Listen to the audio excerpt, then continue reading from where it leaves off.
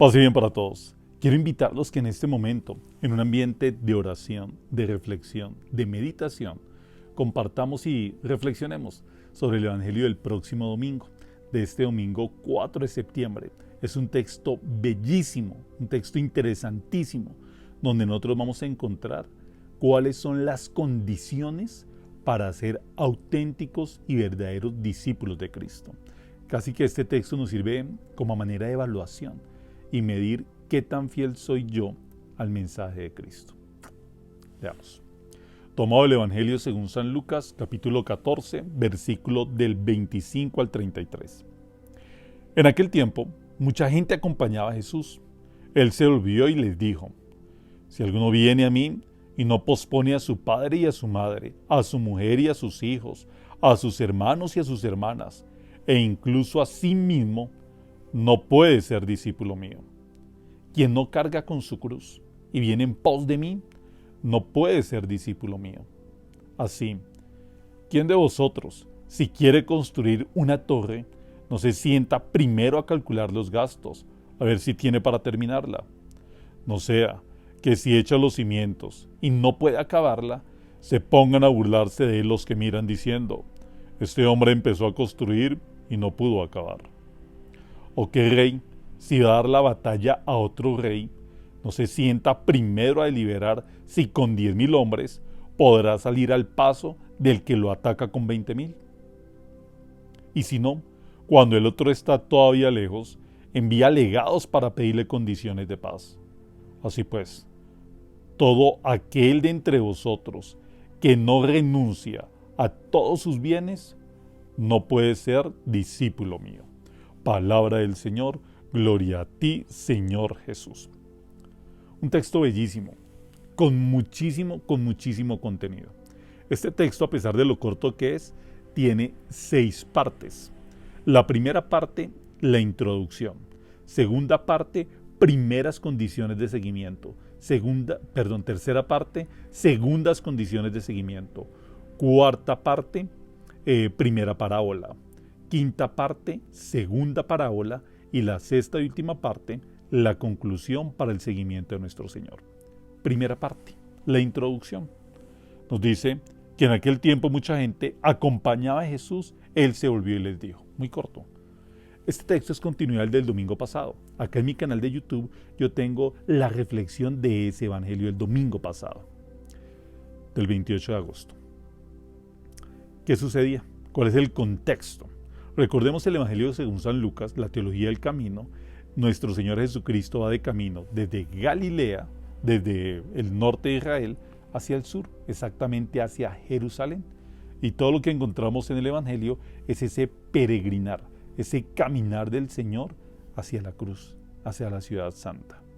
Él entonces llegó a una casa, un día sábado, lo habían invitado a un banquete, el jefe de los fariseos, y él entonces se va a dirigir primero a los comensales, a los invitados, y segundo se va a dirigir al anfitrión, al quien lo había invitado, que es realmente a todos nosotros, ¿no? Y él entonces le va a decir a la gente, a los convidados al banquete, cuando se dio cuenta que buscaban los primeros puestos, les va a decir: no busquen los primeros puestos, busquen el último puesto. Es una invitación a la humildad. Y luego le decía al anfitrión, al que lo había convidado, que más bien, en lugar de invitar a amigos, a los ricos, a los familiares, a los notables, a los vecinos, invitara a los pobres, a los cojos, a los ciegos, a los humildes, que los invitara a ellos, para buscar no una recompensa en este mundo, sino una recompensa en el cielo. Son esas condiciones de gratuidad. Son condiciones difíciles para un judío. Lo que él estaba pidiendo era muy difícil para un judío, porque al decir que invitaran a los pobres y a los enfermitos, a los cojos y a los lisiados, eran considerados impuros. Y él le está diciendo: invítenlos a sus casas. Bueno, eso está en la explicación del domingo pasado. Pero sin embargo, hoy nos dice el texto que mucha gente lo seguía todavía. No habían comprendido, no habían entendido. Y eso el Señor lo tiene muy claro, que lo seguían no por el mensaje propio de lo que significa ser cristiano, sino porque lo estaban siguiendo, porque lo veían como alguien que hacía milagros, porque les daba de comer. Él mismo lo va a decir. Recordemos la multiplicación de los panes. ¿Qué sucedió después? Él les dijo, ustedes me siguen porque les di de comer. Y ese no es el sentido de la vida cristiana. Por eso Él nos va a hablar hoy en este texto de las condiciones para ser discípulos del Señor. Cristo, decíamos, bueno, es que no quiero hablar de los hermanos de las iglesias separadas, sobre todo iglesias neopentecostales, que han caído en una muy mal llamada teología de la prosperidad, algo totalmente contrario a lo que nos invita, a lo que nos exhorta nuestro Señor Jesucristo. O también están buscando a Cristo como el milagrero, o sea, también algo totalmente desdibujado de quién es realmente la persona de nuestro Señor. Yo les pregunto a ustedes, pensemos, ¿qué me motiva a mí? ¿Qué los motiva a ustedes para seguir a nuestro Señor Jesucristo? ¿Cuál es la motivación que yo tengo? ¿Yo por qué lo sigo a Él? ¿Será que estoy buscando un milagro? ¿Que estoy buscando mi beneficio? ¿O que estoy buscando la prosperidad? ¿O realmente sí lo estoy siguiendo a Él? ¿O a lo que creo que es Él? Les decía que pues, sin entrar en detalle ni profundizar en lo que hacen estas iglesias neopentecostales, hay unas muy interesantes, pero hay otras. Voy a hablar de una, de la de Cash Luna, el guatemalteco. ¿Será que realmente la gente que participa de esta iglesia van a buscar y a seguir a nuestro Señor Jesucristo? ¿O por qué cuando no está Cash Luna, entonces la iglesia no está llena? ¿Son seguidores de Cash o son seguidores de Cristo? ¿Estarán buscando un milagro o la promesa absurda que les hace de prosperidad? Sobre pretexto de diezmo y otras cosas, el único que consigue prosperidad con eso es el pastor, nadie más. Cristo nos pide todo lo contrario, todo lo diferente, todo lo diferente. Recordemos el evangelio del domingo pasado, los voy a remitir al video del domingo pasado. Bueno, vamos a entrar con las condiciones para ser discípulos, para que nosotros no caigamos en lo mismo que cayeron los seguidores, o la gente más bien, no llamemos seguidores, la gente que acompañaba a Jesús, y por eso el maestro les tiene que dar un mensaje tan fuerte como el del evangelio del día de hoy. Primera condición: quien no posponga a su papá, a su mamá, a su hermana, a su hermano, a su esposa, a sus hijos, no puede ser discípulo de Él, incluso a sí mismo. Primero la persona de Cristo. Esto no es algo propio de nuestro Señor. Esto está en el Antiguo Testamento, en la ley mosaica, los 10 mandamientos. ¿Cuál es el primero y el más importante? Amar a Dios sobre todas las cosas, sobre todas las cosas. Incluso si nos vemos al libro del Génesis, vamos a encontrar también a Abraham. Abraham tenía a lo que más quería, a su primogénito, a su hijo, y por obediencia y amor a Dios estuvo dispuesto a sacrificarlo. Y así vamos a encontrar cantidad de textos en el Antiguo Testamento y mucho más en el Nuevo. Nuestro Señor Jesucristo, recuerden, eso es Mateo 12, versículos como 49, versículo 50, cuando el Señor está predicando y llegan y le dicen: Maestro, tu mamá y tus hermanos están afuera. Y Él, ¿qué va a decir? Mi madre y mis hermanos son los que escuchan la palabra y la ponen en práctica, la llevan a las obras. Esa es la familia del Señor. Esos son los auténticos y verdaderos discípulos.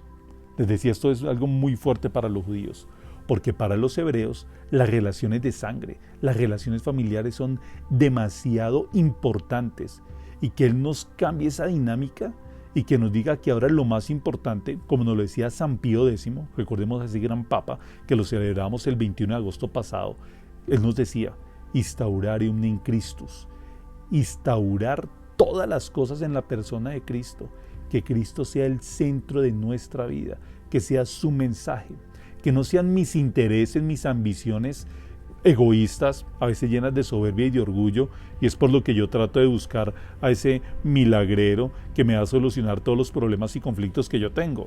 Por favor, eso no es el cristianismo. El cristianismo, y esto lo voy a repetir hoy muchas veces, es un estilo de vida. Esto es de los santos, esto es de nuestro Señor Jesucristo, Y esto lo enfatizó y lo insistió su santidad el Papa Benedicto XVI en el discurso inaugural de Aparecida.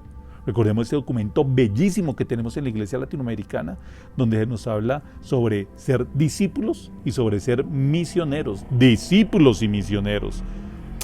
Entonces, en ese estilo de vida que yo estoy llevando, ¿realmente será que sí me comporto como auténtico y como verdadero cristiano, viviendo el amor, el perdón, la misericordia?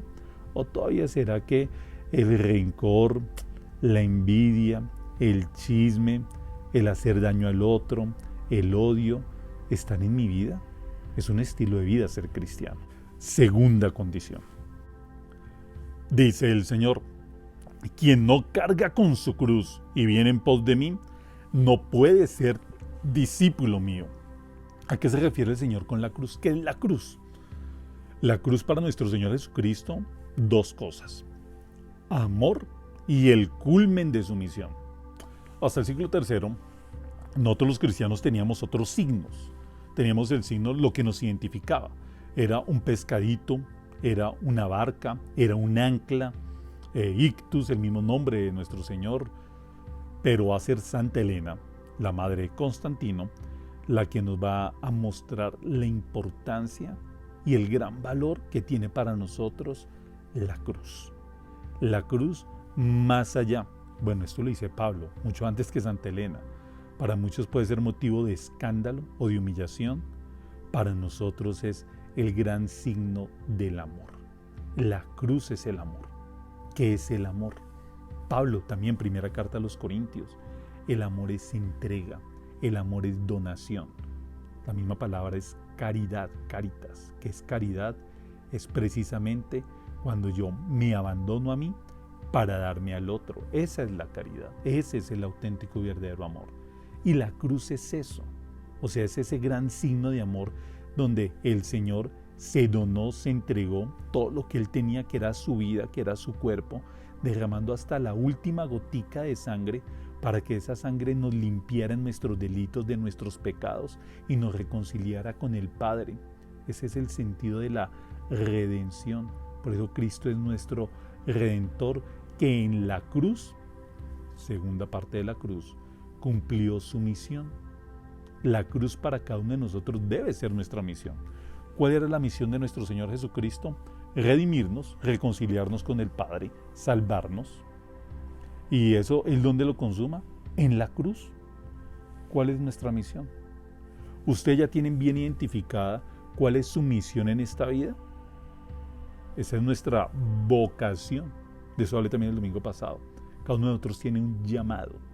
¿Cuál es el llamado que yo tengo? Ya lo tengo claramente identificado. Y entonces, asumir la cruz, que eso es lo que me hace discípulo, es vivir en el amor. La cruz es un signo de amor. Y también asumir mi misión. Por eso Cristo, cuando está en la cruz, le dice al Padre del cielo: Padre, todo está cumplido. Ahí llegó su misión. Ahí está su misión. Asimismo para nosotros. Tengamos también cuidado en algo, ¿no? La cruz o las cruces no son los sufrimientos, ni los sacrificios, ni las personas incómodas que a veces están en nuestro entorno, ni, bueno, tantas cosas que a veces nosotros llamamos cruz, que sí se convierten en personas que son pesadas, en situaciones difíciles, incluso enfermedades, cosas que llevamos en la espalda, pasado, que se vuelven una gran carga. Pero eso no se refiere a Cristo. Cristo está refiriendo a la cruz como la de Él. Los invito a que examinemos yo cómo estoy viviendo el amor. Y si yo ya tengo identificada mi misión, que algo que nos puede ayudar para nosotros descubrir esa vocación es si está siempre en servicio de los demás. No en la manera en que yo me voy a enriquecer, que yo me voy a lucrar, que yo me voy a hacer famoso, que yo voy a conseguir el aplauso, que yo voy a conseguir tantas cosas. No, no. La misión siempre está enfocada hacia los demás, al servicio, a lo que Él nos pide, a lo que Él nos invita. Cuarta parte del Evangelio del día de hoy, les dije que son 6, es la primera parábola, luego viene la quinta parte, segunda parábola y una corta conclusión. Primera parábola. La parábola de la torre. ¿Quién de vosotros, si quiere construir una torre, no se sienta primero a calcular los gastos? ¿Qué significa la torre? La torre, en tiempos de Jesús, es un signo de poderío. Recordemos, creo que eso está en Marcos capítulo 12, versículo 1 al 12, la parábola de los viñadores homicidas. ¿Lo recuerdan? ¿Qué hizo el dueño de la viña? Construyó una torre. ¿Y cuál era la idea de la torre? Poder cuidar y poder vigilar la viña. ¿Dónde más nosotros encontramos la torre? En el libro del Génesis, capítulo 11, la torre de Babel. Esa gran torre de Babel que la idea era que llegara al cielo. ¿Para qué? Para hacerse notar. La torre entonces es un signo de poderío, un signo de señorío, que es muy importante para los hebreos. Eso lo hizo también Herodes el Grande. Herodes el Grande en su palacio construyó 3 grandes torres. Eso nos lo dice el gran historiador Flavio Josefo. Construyó una torre que se llamaba Fasael. Esa torre Fasael, que era la más alta, era en honor a su hermano, que se llamaba así, Fasael. Construyó otra gran torre que se llamaba Hípicos, en honor a su amigo, y la tercera torre se llamaba Mariandé, que era en honor a una mujer. Una torre, entonces, es ya, primero, construir un proyecto, pero ese proyecto tiene que ser terminado. Veamos que el Señor ya les está hablando en el mismo lenguaje, en algo que pueden entender y comprender la gente que lo está siguiendo. Como ellos estaban buscando era poder, señorío, notoriedad, bueno, tantas cosas, Él les va a hablar desde eso. Dice, ustedes, cuando van a construir la torre, entonces siéntense a calcular, tengan un proyecto. ¿Cuál es el proyecto de vida que ustedes tienen? Hay proyectos a largo plazo, metas a largo plazo, a mediano plazo y a corto plazo. Una meta a largo plazo, ojalá para todos nosotros, sea la salvación, la santificación. Nos lo van a decir a todos algún día. Somos los peregrinos que vamos hacia el cielo. La meta está en lo eterno. Esa es la meta, la eternidad. Pero también a mediano y a corto plazo. A corto plazo, yo estoy convencido que la mayoría de ustedes el 31 de diciembre del 2021 hicieron una cantidad de proyectos. Ya estamos en el mes de septiembre. ¿Cómo van esos proyectos? Nos quedan todavía septiembre, octubre, noviembre, 4 meses para ver si realmente lo que nos propusimos, esos derroteros que nosotros enfocamos, esos objetivos y esas metas que nosotros trazamos, ya las hemos cumplido. Y eso, ahora, en clave cristiana, ¿yo cómo lo estoy haciendo? ¿Cuáles son las metas que yo tengo para mi vida espiritual? ¿Cuál es el proyecto de vida que yo tengo para mi relación con Dios? Eso es lo que es religiosidad, relacionarme con Dios. Él nos dice, tengan ese proyecto. Quinta parte, segunda parábola. La del rey, la de este señor que se va a ir a combate con su enemigo. Y entonces también él se sienta a calcular si con los 10,000 hombres que tiene, ¿será que puede vencer a los 20,000 que tiene a su enemigo? O si no, más bien piensa en mandar legados para entonces llegar a un acuerdo y conseguir la paz. El Señor le sigue hablando en el mismo lenguaje que pueden comprender los discípulos. Entonces, por eso les habla del señorío y de poderío en la torre, y ahora es de la violencia, de la guerra, de ser triunfadores, como lo hace un rey cuando va al combate, cuando va a la batalla. Nosotros también, ¿qué tipo de cálculos hacemos para nuestra vida espiritual? ¿Será que nosotros, cómo queremos vencer a esos enemigos tanto internos como a esos enemigos externos que tenemos? ¿Nosotros los queremos vencer realmente? ¿Hemos hecho la posibilidad y el cálculo cómo vamos a acabar con esos enemigos? Con lo que nos hace daño. ¿Yo qué estoy haciendo? ¿Ustedes qué están haciendo para acabar sus enemigos? Para acabar sus demonios, esos pecados que nos atormentan. Ese tiene que ser el buen discípulo, el que está batallando, el que está luchando y haciendo cálculos para vencer a sus propios egoísmos. ¿O será que queremos seguir viviendo con esos demonios y con esos enemigos que nos siguen atormentando? Cuando digo demonios no me refiero al diablo y esas cosas. Es de la manera literaria, ¿no? Es una figura literaria. Hablemos más bien del pecado. Entonces serán esos pecados que nosotros ya nos acostumbramos a vivir con ellos. y no los queremos vencer. ¿No sería más bien como hacer cálculos si nos damos cuenta que ese pecado, que esas cosas que nos atormentan, que ojalá nos atormenten, porque hay gente que vive feliz en su pecado, para esas situaciones que realmente nos alejan de Dios? Entonces, ¿yo qué estoy haciendo? Él dice, mande unos legados, busquemos ayuda. En la iglesia es el lugar propicio donde nosotros podemos encontrar la ayuda necesaria mediante la oración, los actos piadosos, los retiros espirituales, los sacramentos especialmente, para que nosotros podamos acabar con el mal y para que entonces nosotros, haciendo cálculos, pensando muy bien, por eso es la importancia de la meditación, de la reflexión, de la oración personal, de los retiros espirituales, que ahí es donde yo puedo tener un proyecto y hacer los cálculos, pensar y repensar lo que yo estoy haciendo. Y la sexta y última parte, la conclusión. El Señor insiste, como hace 8 días. Por eso, vendan todo lo que tienen. Perdón, lo voy a leer. Así todo aquel de entre vosotros que no renuncia a todos sus bienes, no puede ser discípulo mío. Y algunos hablando de teología de la prosperidad, pensando es en las riquezas, donde solo ellos son los que se van a enriquecer. El joven rico, ¿ustedes recuerdan? Ese joven que le dijo al Señor, maestro, ¿qué tengo que hacer para ganar la vida eterna?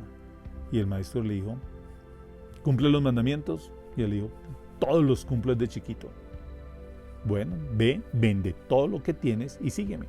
No fue capaz de desapegarse de esas cosas que lo siguen teniendo atado a las cosas de este mundo. Nosotros, hoy el Señor nos da 2 condiciones de discipulado y nos da 2 parábolas bellísimas, muy profundas, para que nosotros reflexionemos si realmente estamos viviendo estas condiciones del discipulado, de tenerlo a Él como el centro de todo, de renunciar a tantas cosas, a nuestros proyectos y ambiciones egoístas que de pronto alimentan en nuestro orgullo y nuestra soberbia, sino realmente estamos dispuestos a vivir en el amor, a asumir nuestra vocación, que eso es la cruz, a asumir nuestra cruz por pesada que sea, pero que nos va a llevar algún día a participar con Él en la gloria eterna. Muchas gracias por todos estos minutos. Los invito a que si les gustó esta pequeña reflexión, que es un compartir, le den like a este video, me den sus comentarios, me sigan también, porque ¿cuál es la idea que yo tengo? A medida que vayamos creciendo en esta comunidad de mis seguidores de YouTube, suscriptores, ese se dice en YouTube, entonces estoy pensando, y eso sí lo quiero preparar. Esto nace en un momento de oración, pero sí estoy ya preparando para darle la altura, tanto bíblica como teológica, a un curso de Biblia. Quiero hacer un curso de Biblia. Entonces, acá por el canal de YouTube, donde sea gratis para todos ustedes, donde aprendamos todos del libro del Génesis, del libro de los Evangelios, empezando por los sinópticos, pasemos a las cartas paulinas, a toda la literatura, al Apocalipsis. Tanta gente en TikTok me pregunta por el Apocalipsis. Por eso es que quiero que en este canal sea el espacio para que entre todos vayamos aprendiendo y podamos profundizar después en alguno de esos temas. No es de lo que piensa Miguel, no, esa no es la idea, sino es de lo que realmente nos dice el texto sagrado, lo que nos enseña el magisterio de la iglesia, lo que nos han dicho los santos. No desde lo que yo pienso, ni lo que yo creo, ni lo que yo digo, no. Eso no va a estar en el curso bíblico. Es lo que dice el texto bíblico, los santos y el magisterio de la iglesia. Bendiciones para todos. Los espero la próxima semana para que entonces reflexionemos también el Evangelio ya de este domingo en 8 y podamos seguir profundizando en la bellísima palabra del Señor. Bendiciones para todos. Chao.